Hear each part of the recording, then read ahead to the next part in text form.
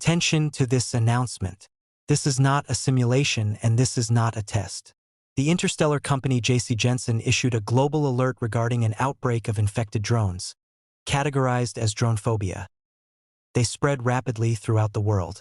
The first continents affected were South America, Central America, Africa, and Europe. The Russian and American armed forces are at maximum capacity, containing the invasion in Asia. They underwent a mutation where their reflexes reach 23 milliseconds. If you receive a message that an infected drone is in your area, run and hide.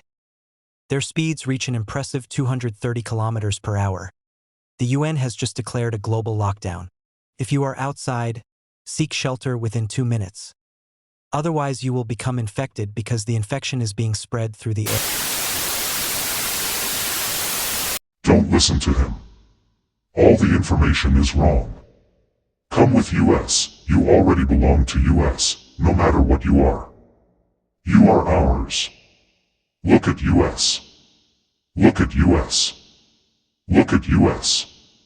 You are